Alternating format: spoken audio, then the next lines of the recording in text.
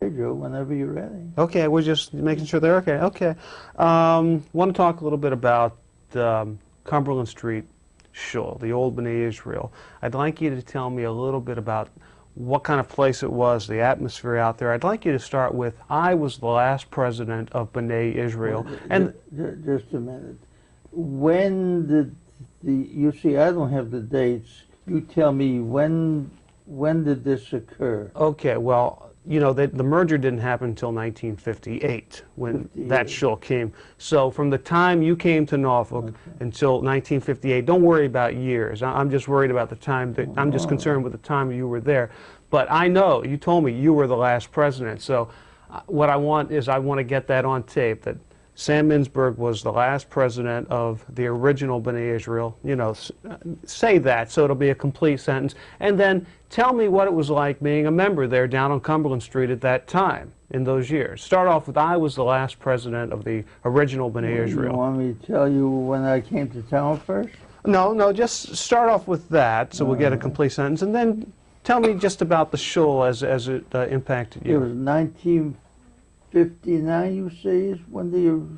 Yeah, but the merger was in 1958. But what I just want when you were the president and when you were a member. It's like you came to town in 1945, right? In 1946. 46, and you joined Cumberland Street Shul. All I want is kind of an overview. Just you tell me what it was like to be a member of that shul.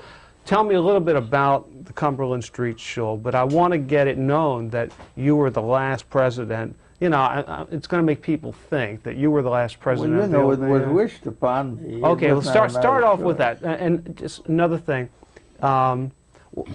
wait just a quarter or half a second after I'm finished asking the question so I don't step on your answer, so we'll get a clean thing there. Start off, I was the last president of the original B'nai Israel, and then tell me about it. See what you can do.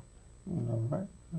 I was the last president of the old synagogue on Cumberland Street, which was the B'nai Israel. The B'nai Israel had probably been around 70 or 80 years before that. It was the oldest Orthodox Jewish community in town. When I came into the synagogue, I was a youngster. I had just gotten married, and these people were all older people. They had misunderstandings, as all organizations do. When a year or so after I got married, when Rabbi Gordon passed on, the synagogue sort of drifted away. The Jewish community moved into other neighborhoods, and it was difficult to get a minyan in there. Little by little, the synagogue fell into disuse. The members were having difficulty. Each one wanted to pull a different way, and there were quite a rift occasionally. As a matter of fact, I think Saul Goodman was the last actual president, and Alex Siegel was the last secretary. They had misunderstandings, and they both threw their hands up and discussed and walked out. And it ended up that I was the youngest member in there, so the presidency was wished upon me, and Alex Siegel, I'm sorry if I said Alex Siegel. Alex Siegel's father was the old secretary, and Alex Siegel became secretary, recording secretary. Sam Barris's uncle was the secretary who sent out the notices. For several years, we had services downtown during the holidays, but during the daytime, during the rest of the year, we went to different synagogues if you had your site or whatever occasion you had. So, sorry, tell me about that building. Tell me about that shul. What does that bring back to you? Well, the building, at one time it was a converted church, you know. And from what I understand, it was purchased 70 or 80 years ago, and the community was actually there.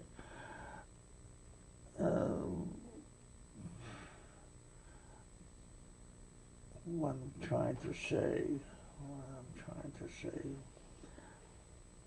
Oh, wait a minute. That's all right. You do fine. That's all right. Yeah. What do you want me to go into? You want me to go into? Well, we're going to go into a lot of things, but I think we got enough about that. Got an idea of what it was like down there. Tell me about what you know about him, whether it's from personal experience or not. Who is that man? Rabbi Gordon had been in the community for many, many years. He was a member of the old Orthodox Union of Jewish Rabbis, very reputable person. He had published a book. He was very, very conservative, very kind person, very nice elderly gentleman. And he was liked by the majority of the Congress in the community. And that's where he had stayed on so long. But of course, when he died, the leader of the organization goes, the whole thing fell into more or less disuse, as I said before. What ultimately caused the dissolution of Cumberland Street Shul? Tell me a little bit running up. You know, it happened in 1958 when ultimately the merger took place with Spotswood Avenue. Running up to those years, what happened? Over the years, as a matter of fact, for a couple of years in between the time that the rabbi passed on and the time that the merger occurred, we had services during the high holidays in the old Jewish Center, which was on Spotswood Avenue and I believe it was Issaquah? Manteo. Why don't you say that? Say that again. For a couple of years after the synagogue fell into disuse, we used to have high holiday services in the old Jewish Center, which originally was a Jewish hospital, if I remember correctly, and before that it belonged to a very, very wealthy family. Let's see, for 2 years I think we had that service, and it became a piece de resistance. We had to do something, and we put out feelers. I think we were approached by Rabbi Reich of the synagogue across the street from us, Temple Bethel, and we were approached by Temple Israel, which had just been built. There was 2 years that he had been constructed, and we had quite a nest egg at the time. We had in excess of $40,000, and at that time, I don't know if you people know it, you could send a postcard from the southern Florida to Alaska for a penny, and today's 20 cents. So you multiply $40,000 by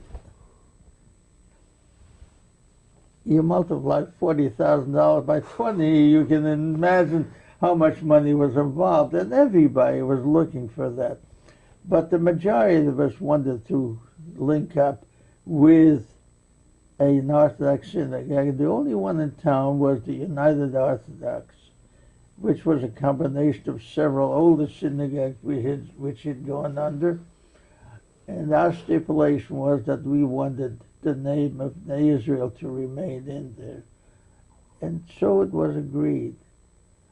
Let's see.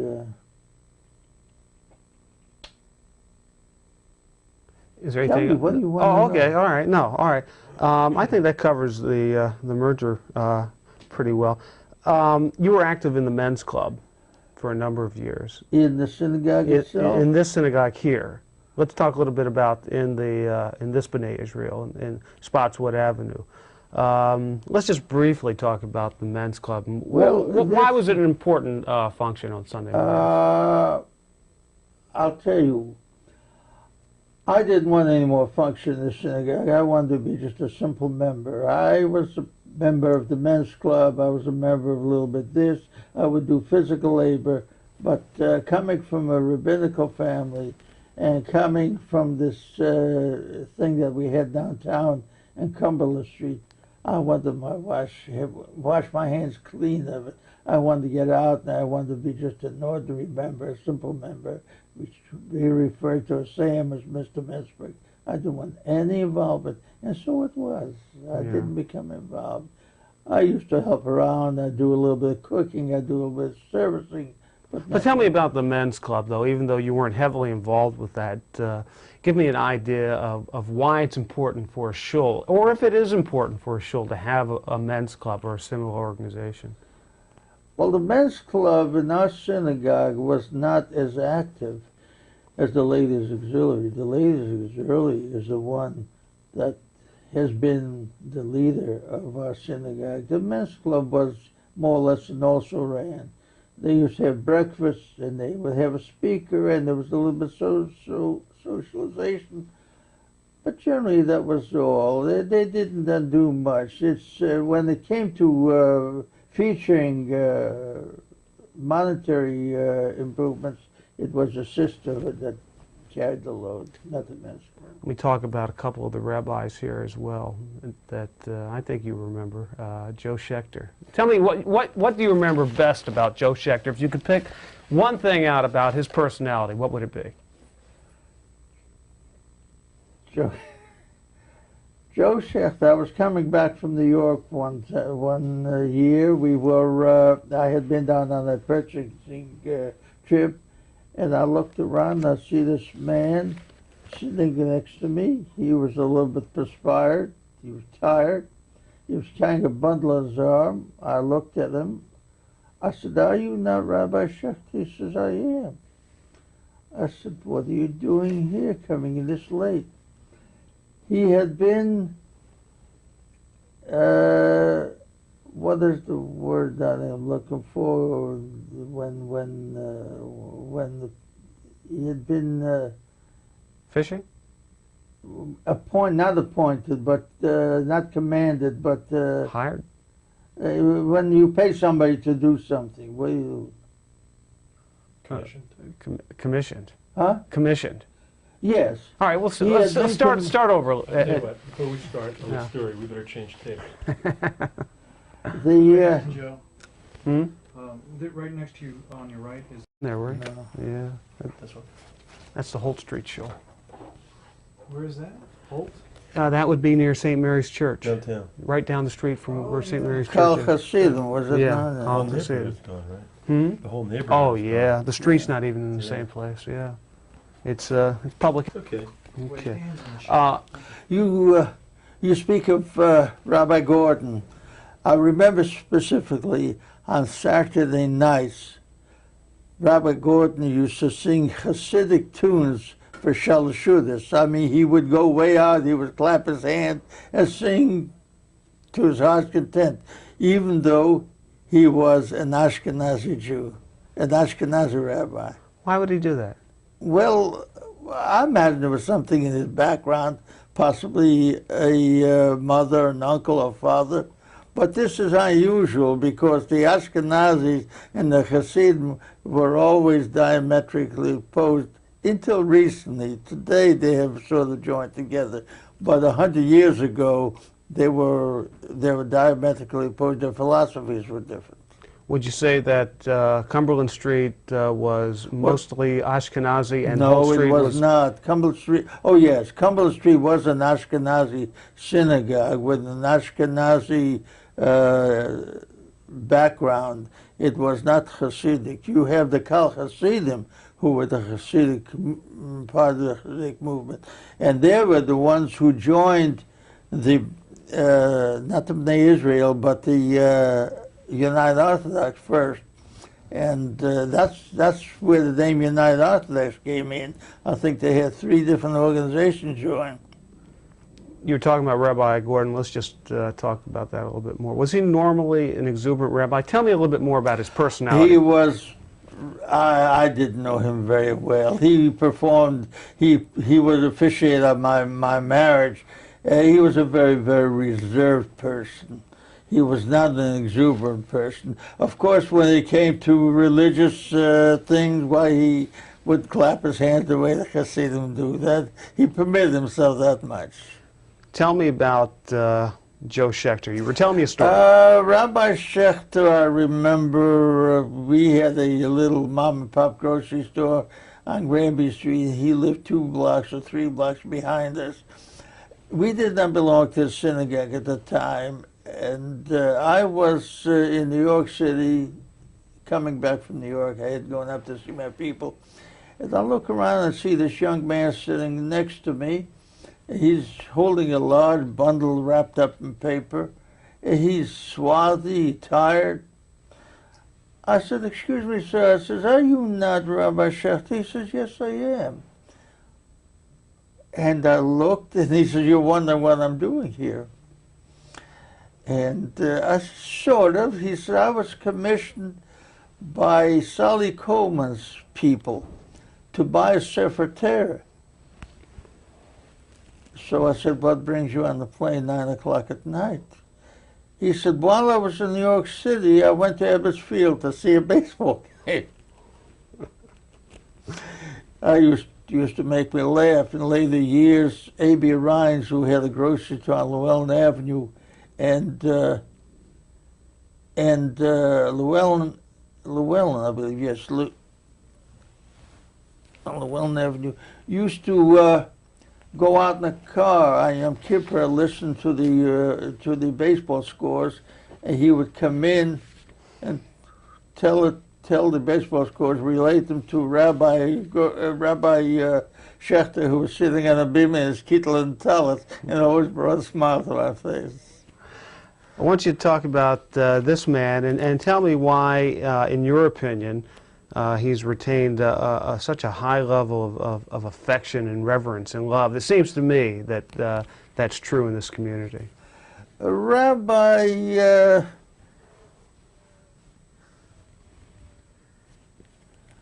Rabbi, tell me about him a little bit. You know, my mind is gone. Rabbi Bornstein. That's all right. It's all right.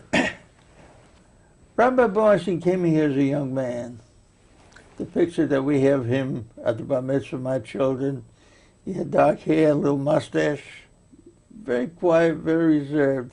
He was an agreeable person. The only thing that he was hip about, that he didn't want to take make any concession on, was the Hebrew Academy. When it came to Jewish education, it had to be right. Otherwise, he's a very agreeable person. He was very friendly, and consequently, he made a lot of friends, made a lot of lifelong friends.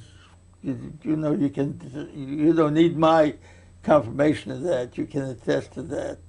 He is probably one of the best liked Jewish clergymen in our community. I've hit this a couple times. I didn't do anything I there. didn't notice anything. Okay.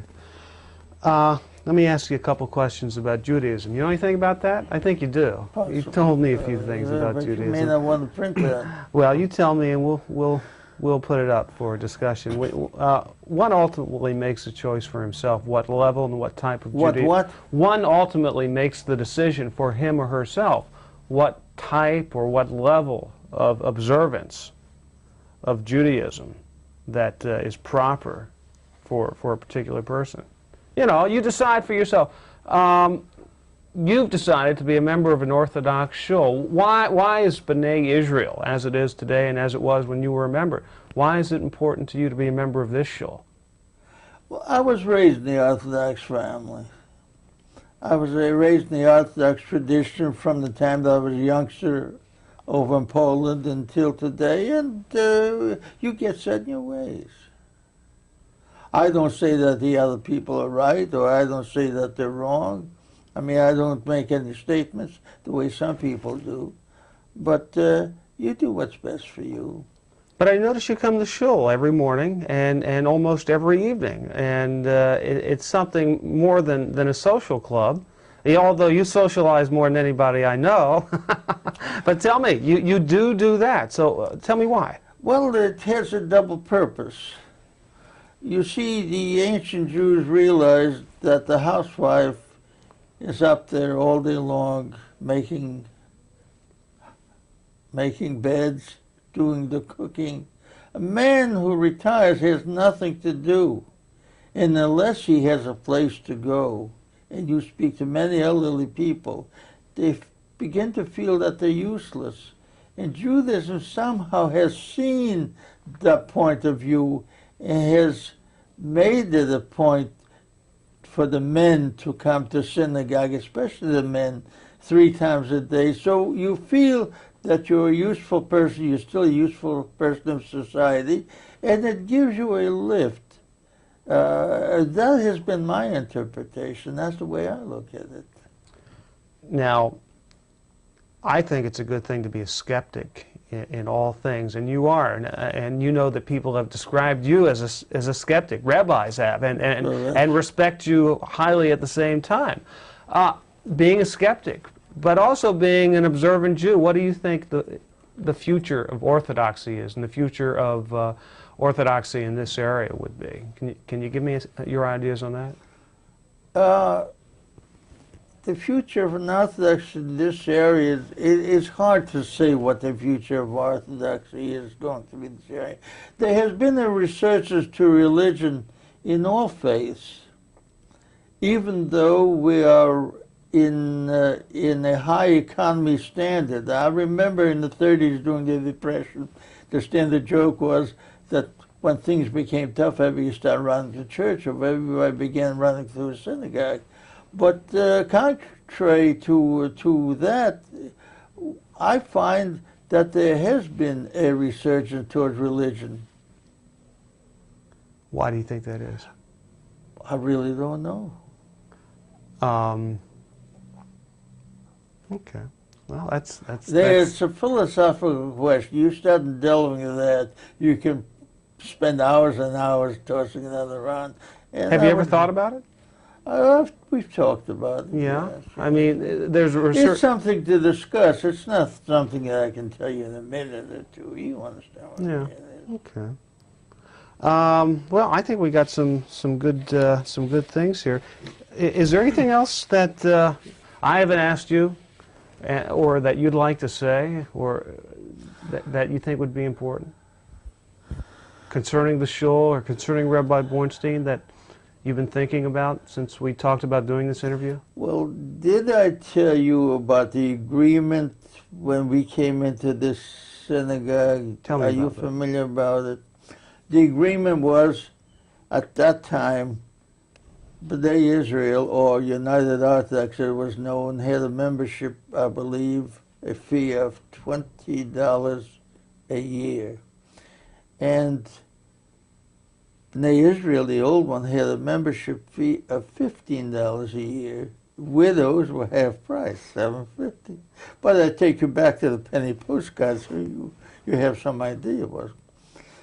Well, the agreement was that if we came in, that all our members would come in for the rest of their lifetime at the $15 a year membership. Actually, there are only 2 of the old members left. Norris Halpern. Norris Halpern and I are the only 2. Now, I don't know whether Norris Halpern retained his membership or not. I think he has. But I revel in that. I don't take advantage of it. I pay the same as everyone else, but I like to have my bill stipulated that I'm a $15 member and that the rest of it is a contribution, for whatever it's worth. Okay. All right. Well, I think that we... any feelings about the future of this Shul? Where do you think this Shul is going? Well, we're getting a resurgence of young people back in here. The old guard is little by little leaving, as they will, and we are getting young people. We have a young, vibrant rabbi now, who I think has a lot of the ball, and if we give him a halfway chance, I think he'll do great things for us, and we hope that. I hope that the synagogue will prevail and stay on for many, many future generations. There's a couple of things I want to go back to. I'm glad that you stopped me, Steve, because I did miss something. Tell me about when Rabbi Bornstein was hired as the full-time rabbi. He was the associate, I know. Tell me the story behind that. Was he entirely sure of himself when he was offered the job, or there was talk that he would be offered the job to replace Joe Schecter? Can you tell me anything about that? You know what I'm talking about? 1961, Rabbi Schecter was going to leave, and Rabbi Bornstein, who had been the associate rabbi for a long time, was going to be invited to stay on as the head rabbi. I think you told me one time he was not absolutely sure he was the proper person for the job. Is that right? No, I never told you that. I thought that he was looking forward to getting the appointment, and I believe he welcomed it. Oh, okay. I was wrong. I do want to talk to you about Charlotte Street. Just you know about the Shul on Charlotte Street, and we're just going to cover that briefly because there's not a lot of Charlotte information. Street, I knew very little of. Well, tell me, what was that? I knew nothing of Charlotte Street. You knew nothing. So Absolutely nothing. So I'll ask you about 10 questions on it. Would that be all right? Pardon? I'll ask you 10 questions on Charlotte Street since you I don't know. I know. I'm just kidding. I don't know. Make it 9 questions. Okay. What time is it? It's time to quit. Yeah, it's about 10:22. Oh, okay. That's great. Okay, that's good. Enough? That's fine. Yeah. Thank